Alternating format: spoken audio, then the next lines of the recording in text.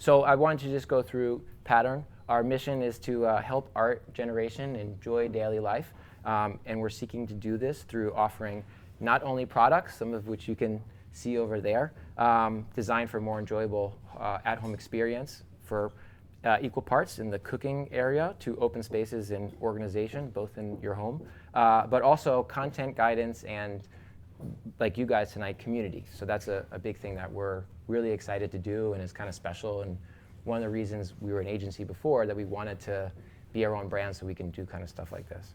And we're going to talk on topics, themes, and ideas related to the challenges kind of we felt, and I think a lot of other people are feeling around stress, pressure, anxiety, burnout, just burning the candle on both ends a little bit, how we deal with it, and some of the goals that we're seeking for how we deal with it. So tonight is kind of also cool because we're doing it in conjunction with one of our brands, Open Spaces. And so Open Spaces is our second brand, which launched in late January and sold out in a few weeks, which is pretty cool, but we've been pretty short on items. So this is actually the first time we're showing our products in person in New York City. So make sure to check out the felt. It's pretty cool, all recycled PET. Give us feedback too. That's a big part of this, is we just want to hear from you guys. And so Open Space is all about helping you create space to enjoy through finding relief from a cluttered world with beautiful organizational solutions. Tonight, we want to do something special and combine our pattern talks around combating burnout, anxiety, trying to seek balance, exploring how to be present with the themes of open spaces. And we're happy to have a special guest with us tonight who we think epitomizes that conjoining spirit. So without further ado, let's make a nice welcome for Laura Cattano.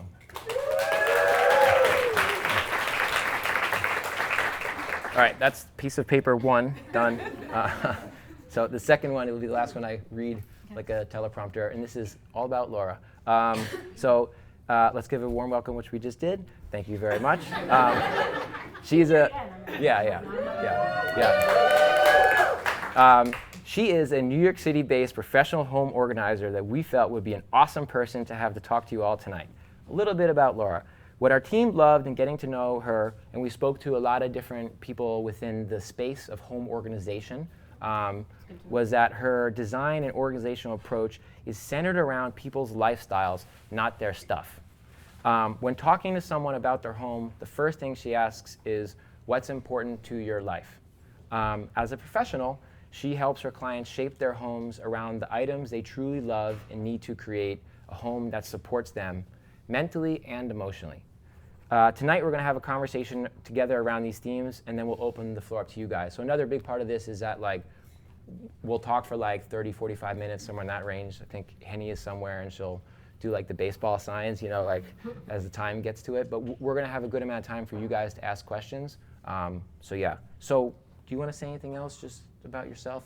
No, that was good. Okay. All right. Okay, cool. So I want to start with a few foundational, simple questions. I like to, if anyone reads the blogs, Wait But Why, I was I got to go to the atomic level and build back up. So my first one is, what is a home? A home is the most important place in the world, to me, I think to everyone. Home is the only place, the only thing in the universe that you have absolute total control of what goes in, how it's set up. Can't control the weather. Couldn't control the train tonight. I was late coming here.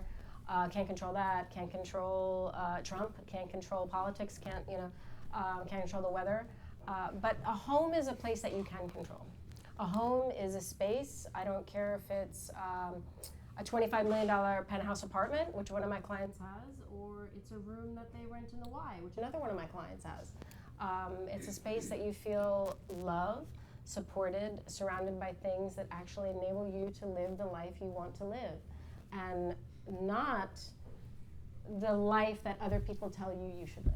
That's the biggest part of my approach. It's about empowerment. Early on in my career, I've been doing it 15 years, someone told me, you have to make your clients feel like they can't do anything without you. And I was like, that offends me to my core. That's not what I'm there to do. I think there's so many things out there, a lot of organizing advice, that is so confusing and shitty that it does make you feel like I can't do it. Organizing, it's too confusing, I can't do it. And that's not what I'm looking to do. I want to empower people to think for themselves and not to read the list of what you should have in your home or care about trends or, you know, well, you have to have photos in your home. Well, I don't like photos. I know what my friends look like. I know what, you know, I know what you guys look like. I don't need photos. But that's what people think you should have in your home. So to me, that's what home is. A home is space that you control and that you come home and you feel a nice hug, you know, instead of like, oh God, I'm so stressed. I don't want to go home because of all the shit in my life. That Yeah, which I think a lot of us have. Yeah, I mean, how many people here are overwhelmed by their stuff? Ever feel overwhelmed? Yeah, well, I know. No judgment. Yeah, I mean, things have energy. Everything is energy. So that's another big part of what I do. It's kind of, I don't want to say it's energy reading, but I'm very sensitive to the energy that things have. I always say the stuff talks to me and tells me stories about, you know, things that maybe they shouldn't tell me. But things have energy. So if you bring something home and you don't love and use it, it's going to emit a negative energy. It's like a book that you bought, you know. It's like, yo, what about me? Well, yeah, like it's like, you know, when people are like, I come into a space, most of my clients, the energy is off. And it's like, yeah, because you have stuff that's like a book is screaming off the shelf. Like, I was a tree. I had processed into paper. Someone wrote me. I was on a ship. I was on a truck. I was at this newsstand, and you came and promised me this wonderful life, and you didn't even read me. And now I'm on the back of the shelf, getting dusty. What the fuck? I don't want to be here. Like, let me go. I want to live. I want to, you know. So it's just like if you had a roommate and you ignored and didn't let them feel loved and useful, they would emit a negative energy. That's what your stuff is doing. I like in Beauty and the Beast, which people have Jin Lane Pattern heard me talk on, but like I always loved that the inanimate objects, like they come to life, you know, and obviously it's like a metaphor and stuff, but well, there's a lot of metaphors in that and other things, but but I like that just thinking of your things that are not alive as having energy or whatever, because then it's like Buddhist kind of style or whatever, like everything has its own kind of zone and energy. When we were doing like research and stuff on open spaces, we were looking at a lot of different like cultures and stuff around the world and the relationship they have with with the space, with flow, with energy, with chi, whatever you want to call it, but also like their buying cycle of stuff. You know, and they'll like either a lot of places will like hand make stuff or they'll pass it down or they'll buy something opposite but similar that's very expensive, but it's a very thoughtful purchase that they think about for a long time versus I think America is just like, I think younger and post World War II capitalism kind of style. It's just like how much stuff can you kind of get in, and then a lot of us live in smaller apartments, but we're from a 20th century model that's based on like big homes. And so I feel like it's like these two convergent things that we don't as much know how to kind of deal with a little bit, even though it's like 20 years into the 21st century. Yeah, I mean, most people in the world don't have as much stuff as we have. If you go to Europe, no one's selling pencil cups. Yeah, you were talking about how like you don't need to buy a pencil cup. You can take something in your house and turn it into like, a holder for pencils. Bathroom stuff. I hate like, oh, this is your toothbrush holder, and this is a pencil cup, and this is a drinking glass, and this is a votive thing. Fuck you, it's just a vessel. Let me do whatever I want. I don't need to be told. We're not idiots. We don't need to be told like, oh, well, I'm going to the I'm not going to the bathroom, but organizing my bathroom. Well, I gotta go to Bed Bath & Beyond and go to the bathroom section. I hate all that shit. Why do you think it's kind of hard for us to like have the permission to design what we... Sorry, I didn't mean to... Well, not know, but I just feel like it's stuff that we've been doing stuff with pattern and asking people, like, number one, I feel like we don't acknowledge a lot of stuff that we deal with. That's one thing pattern style we're just trying to do is like not be solution-y totally, just acknowledge and let solutions kind of come organically. And the other thing is permission. It's like, yo, you have permission to make your home a safe place that you can control, and you don't need all these other things or people to tell you what you want to have in it. But it's hard for some reason. I think it's very hard for a lot of people. I feel like so much stuff that's out there, again, when we were doing research or whatever, it's like semi-pattern metaphor, but it's a lot of it is like branches versus roots. And so they give you so many branch information, and so you're constantly staying at a surface level. Yes. But it's like conflict in the Middle East. This is what's going on, and you're like, but why? You know, and not to say I know. I mean, it's that, I'm just saying like. I didn't know how to stop it. Yeah. I probably chose a pretty. My point is that I think that it's important to try to think of root causes, right? And so I think that's something that like the editors are saying to you, yeah, that's cool, but just talk about the branches. Just talk about the fluff. Yeah. Because no one cares about the deeper stuff, and it's like, no, they do. All my clients do care. When you deal with your clients as you not being someone who doesn't like being told what to do, how do you? Is part of your methodology not per se telling them what to do, but like negative, double negative, inverting, allowing them to discover what to do through you pushing them? Or That's a good question. So my process is not about my values, and it's not about me. It's not about me thinking, well, you should live this way, or walking into a space and saying, whoa, well then, you know, the dining table should go here and this should go there. It's the first thing I ask my clients to do after we talk and we realize it's a good fit, I say, what I want you to do before I come and meet you, I want you to think about and write down. It's important to write this down. How do you want to live? What do you want to make room for in your home? I want to hear things like, I want to carve out a space to meditate and pray. I want, I'm in a book club and I want room for 6 women or men to come over and discuss the book that I'm reading. I'm really into board games, so I need a space to play board games. I had a client who said, you know, she said, Laura, I have a really stressful job, but I make a lot of money, so I want to keep this job. But when I come home at night, I pump on my favorite song to de-stress, and I stretch out my arms and I spin in a circle for the song, and then I can enjoy my evening. Now, had she not told me that, we would have not created the space around how she wanted to live, because I saw the space. She had this really beautiful, like, antique trunk as her coffee table, and it was a small space. And she's like, the only place I could do it is here, so I guess I'm gonna have to get rid of this trunk.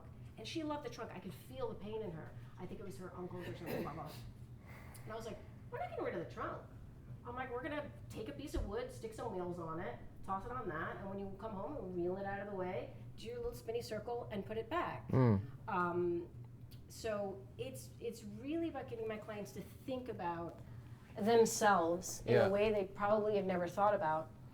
So then I can come in and give them the solutions to create that. Yep. And it's really, I'm showing them not how I live, because I don't think I live any specially. I don't think I like my life, but I know it's not for everyone. But I do. But it's for you. But it's for me. But what I am doing is teaching my clients to see things the way I see them. And I see everything exactly the same. Everything is a tool. And I think a way that you interrupted me at a really good point. Okay, well you finish it. No, it's too late. All right. I'm trying to find my flow of my.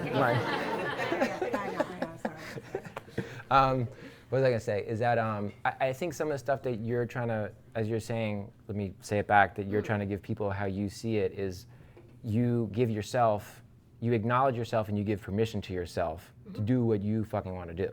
Yes. And what you need. And I think that's also what I was going back to, the permission, acknowledgement and permission is almost that's what they're bringing you into their life and their space, and saying, hey, I need to be acknowledged by someone that isn't me for what I really want to do. Can you give me permission to say what I really want to do?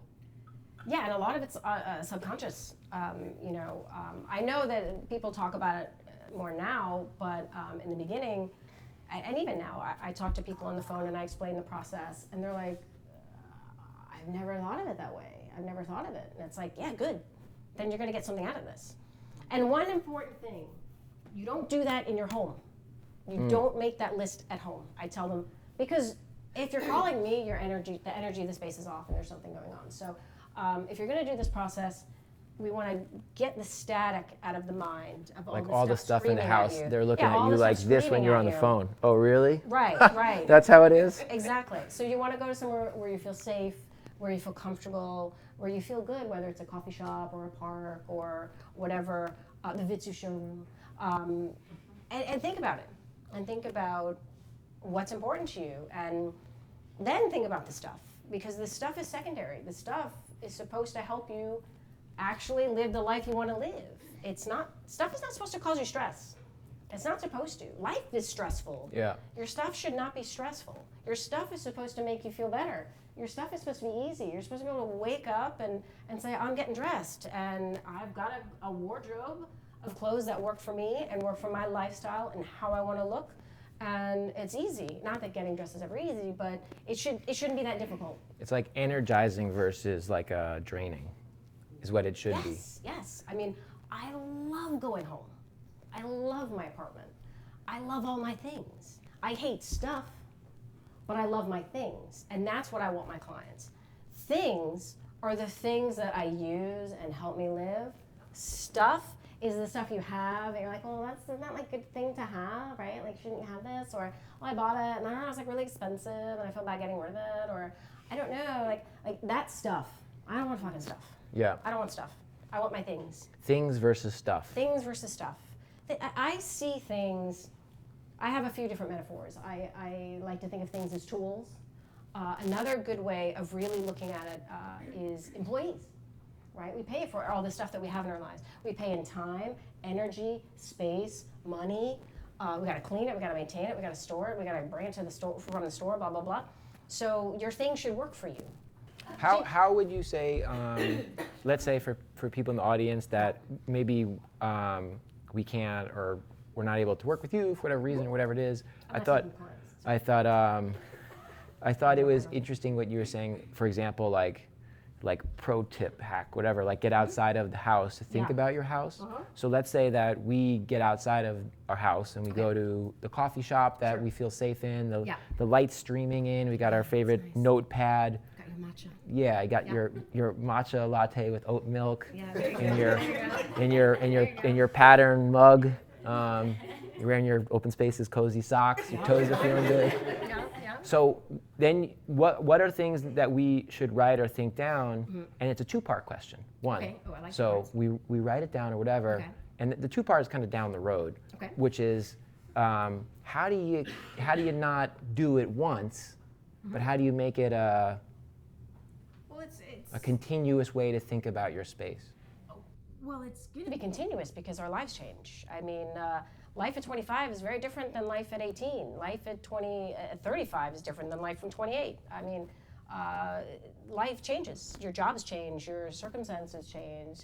You might get married. You might have kids. You might move. You might realize you hate the job that you have, that you went to college for, and you're going to redo your life. So your needs as a person are going to evolve over time. So that means you're going to need different stuff.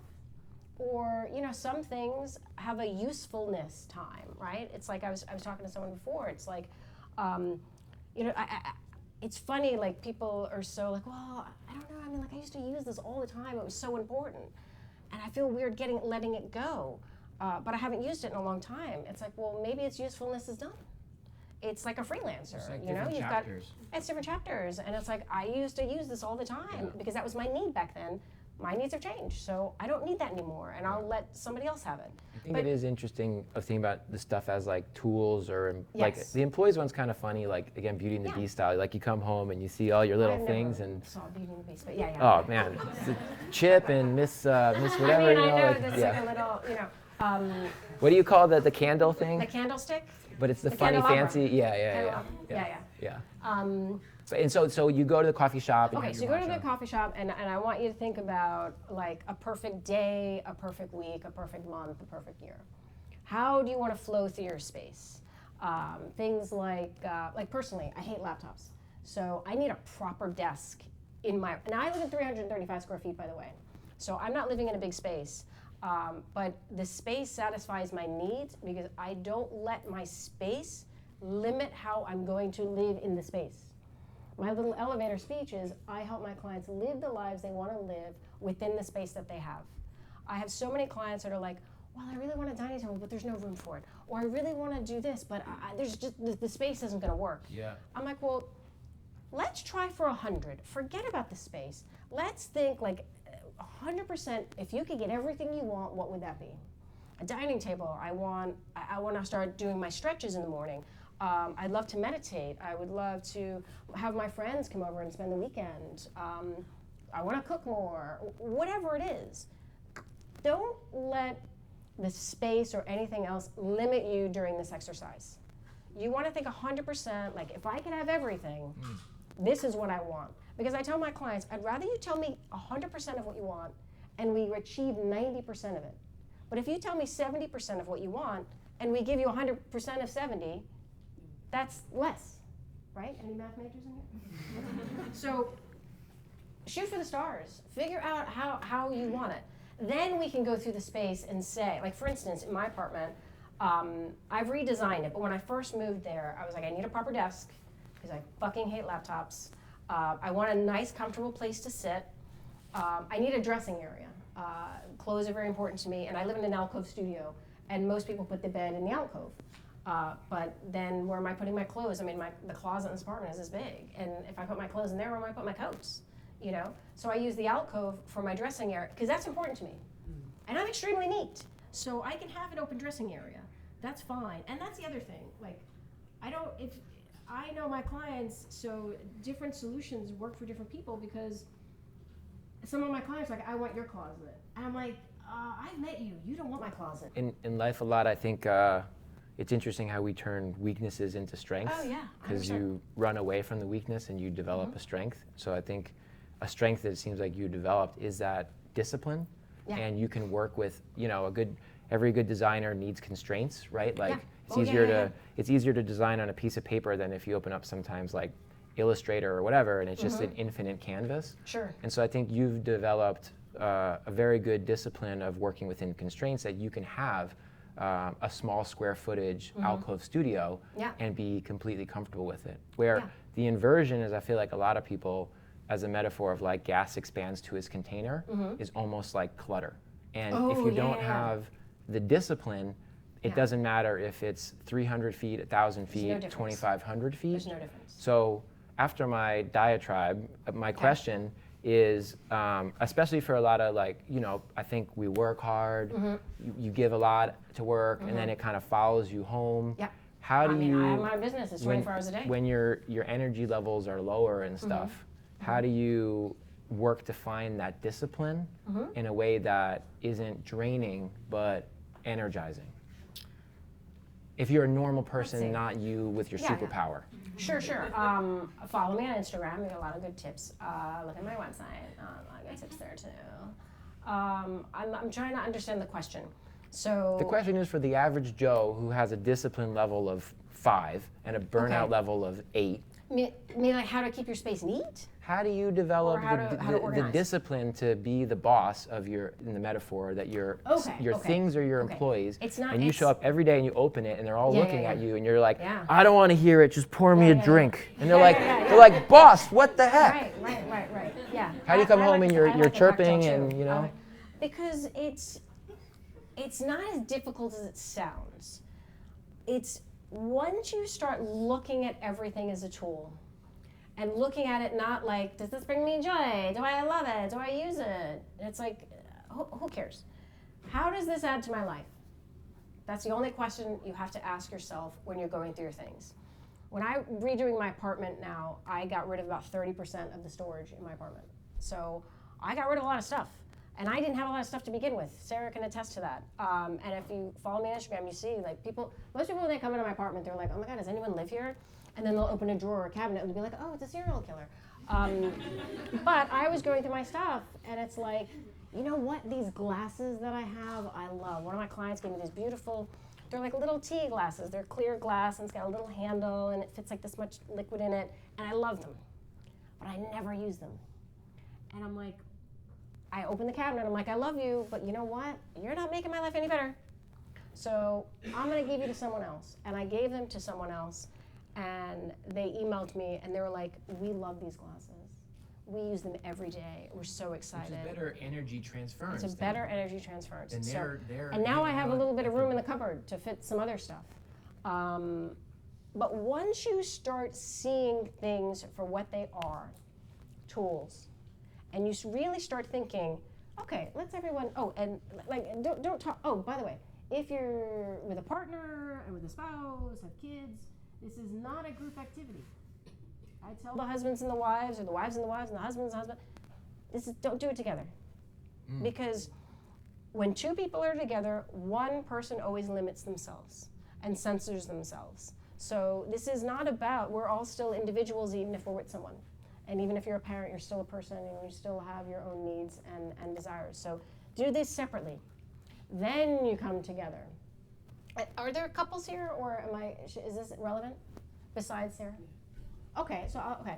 The other thing is, like, don't, sorry, poor Sarah, sorry, Sarah. You shouldn't have sat in the front. Oh, that's right, you guys are all kids. That's right. All right, But so it's good listen, to know anyway. if you, oh, okay, I was gonna say, I met this couple, and I'm going through their apartment, and there's a really bad energy, and I was like trying to find something nice to say, and I was like, oh, I like that lamp. And she's like, we both hate that lamp, but it's the only one we could agree on. And I was like, that sucks. Like, I was like, I am so glad I'm alone, because I love my lamp. Then I met another couple, like, the following week, and they had a cool apartment. They were very cool people. And they had this, like, pink sofa. I was like, oh my God, this sofa's amazing. And she goes, that's my sofa. He hates it. And I was like, oh. And then I turn around, and their front door is painted like acid green. I'm like, oh my God, that door is blowing my mind. And he said, that's my door. She hates it. He goes, but she got the sofa, and I got the door. It's about having wins. So you've got to, so I don't like compromise. It's compromise to the point where no one gets what they want, or have a win. Okay, I really hate that, but if you give me this, I'll give you that. And now I'm happy. I don't like to look at the pink sofa, so I just sit on the sofa and I look at my green door, and everybody's happy. So everybody gets what they want, which isn't that the point, right?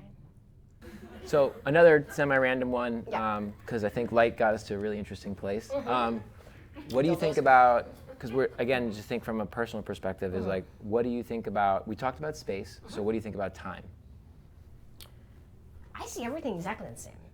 Time, content, information. Like, I don't have any notifications on my phone. I have very few apps.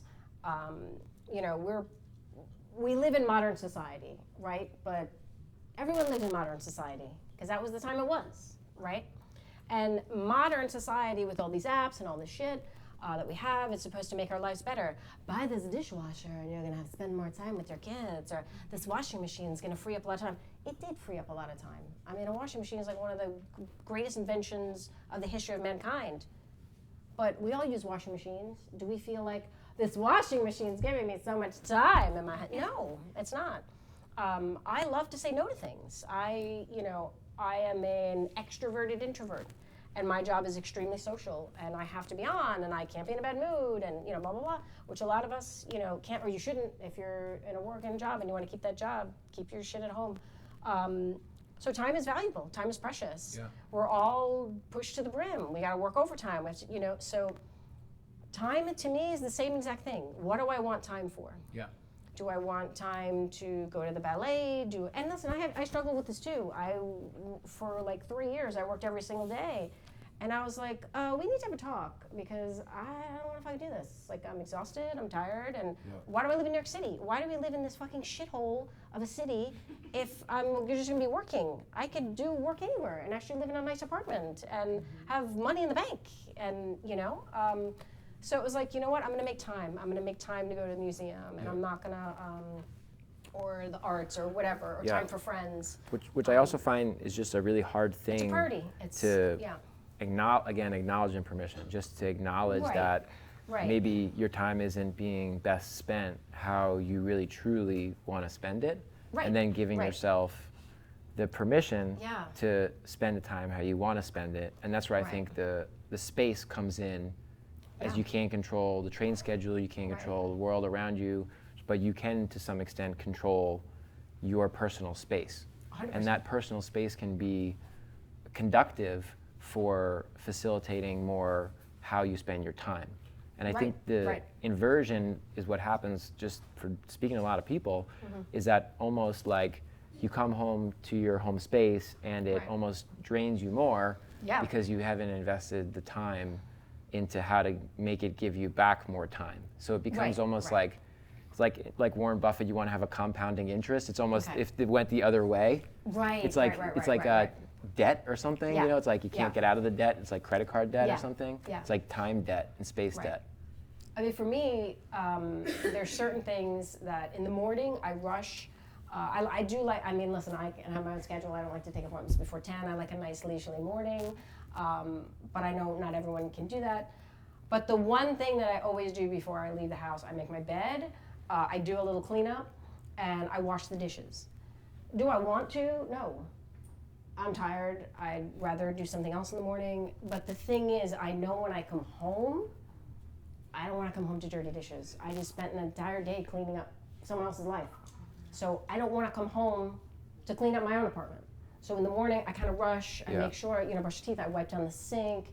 The dishes are done. Shit's put away. So when I come home, I don't have to clean up after myself. Yeah. And that's a choice that I make. Well, it's also draining to enter into stuff Yeah, you have to do. Shit to do. Yeah. Yeah. So I had a question I wrote down, and I said, your physical environment and your personal space have a strong impact on your emotional and mental state. Yeah. And so I think, especially for a lot of us, and also living in New York, and it's Yeah. fast paced, and it's a lot of pressure, and it costs a lot of money. How do you, I guess, think of that, or how can we best think about our emotional state, not just our stuff, Yeah. through our home? It's still the same answer. It's still the same answer. My process is not just about stuff. It's about everything, because everything's exactly the same. If you can think about how you want to live and what's important to you, it will benefit you. Thank you for coming, Dee Dee. Thank you. Love you too. Very happy client. If you can think about these things and really give yourself permission to say, I'm going to live how I want to live. I'm going to look the way I want to look. I'm going to have my space the way I want to have it, whether it's an all-white apartment or zebra stripes and acid green and whatever. It nourishes you emotionally and spiritually. And I can say that because I've done it for myself and I know it works. It kind of is it's everything. It really impacts every aspect of your life if you start looking at things like. And listen, I'm a suffer from shopaholic. Did I mention that? Yeah. So Maybe you could talk a little bit about that. yeah. So I first moved to New York, and I got a job in an interior design firm as an administrative assistant. So I had my fancy new job, and I needed fancy new clothes, and I got my apartment, so I had to buy all new stuff and filled it up. It was neat and organized. It was neat. It was organized. But one day I was sitting there and I got I was opening my mail and I got a credit card statement. They used to send those to you in the mail, 7 pages, right? So I'm looking at my American Express bill and my bank account. Before I moved to the city, I had this much in savings and this much in debt. And within 2 years, it went like this. I was like, holy shit. And I started looking around. I was like, I fucking hate this apartment. I hate those shelves. I hate those picture frames. I hate all my clothes. And my first thought was, well, let's just buy all new stuff. And I was like, I just fucking bought all this stuff. All this stuff is a year old. So I said, buying is not my problem. I can buy. It's how I'm buying that's the problem. So I just said, I didn't read a book. I just kind of opened my mind to the heavens, and it said, don't shop for a month. And I didn't know that it takes 22 times to do or not do something to make or break a habit. So a month was perfect because I was shopping 3 days a week. I always had my little bag of returns by the door. All us shopaholics know how it goes. And I took that time that I wasn't shopping and started thinking, very basic. I'm like, well, how am I gonna set up a home for me? And I was like, well, what does a home mean? And I put myself through this process. And I was like, well, a home should support how you want to live. And I was like, how am I not living? I was like, I don't have any friends over because I don't think the space reflects me. I'm like, okay, that's important. So we're gonna make space for friends to come over.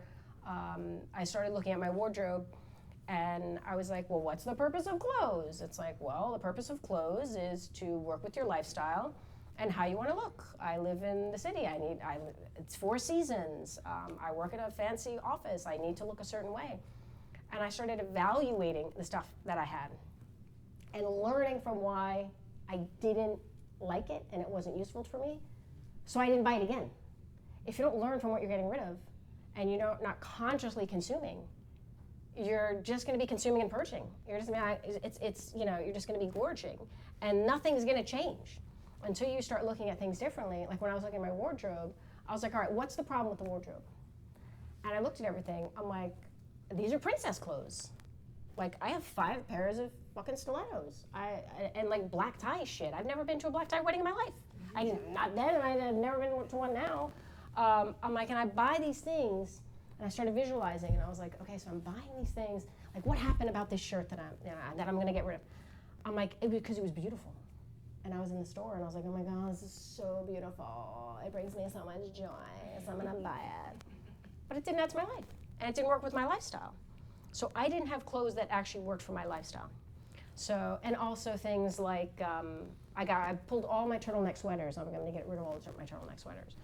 And I was like, but I love turtlenecks. Why are we getting rid of the turtlenecks? And I'm like, you love the turtlenecks. You're the buyer. I'm the wearer. I don't like wearing turtlenecks. So we're not allowed to buy turtlenecks anymore. And every year, I see a turtleneck. I'm like, oh my God, I'm going to get a turtleneck. I'm like, no, you're not getting a turtleneck. I have rules for myself. You're not allowed to buy certain things because I know I'm going to buy it because I want to buy it, but I'm not going to use it. It's not going to add to my life. It'll bring me joy in that moment, but it's not going to actually help me do anything. Am I ranting? Am I making sense? Yeah. Was that a question? I forgot. They're just So I was shopaholic. So Yeah. the shopaholic thing. Yeah. So this new way of looking at my things was something I had to do for myself. And I did. And I started thinking, what is my lifestyle? And another big thing, which I think you asked me before and I didn't respond, when you're looking at when you're thinking about your list, like how do I want to live in my space? The next question is, how do I want my space to feel?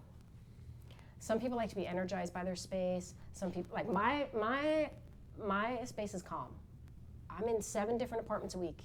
I don't need to be stimulated by my space. Some people do, and that's great. But I want a calm space. And some people, they're like, well, I want the bedroom to be calm, and the play area to be very energized, and this other area to feel something else. And that's fine, there's no right or wrong. It's just like with your wardrobe. It's like, well, at work, I want to look professional and classic and whatever, but on the weekends, I like to be a bit more, trendy and flirty and fun.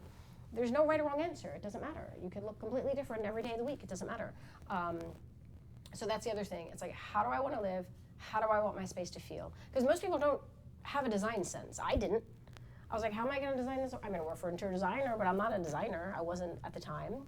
So it was like, I couldn't figure out the design of it, but I can know a feeling. And then start looking at stuff and looking like, I was like, oh, I love that table. And I was like, yeah, but that table is going to take away from this other thing. So maybe that's not the best table for me.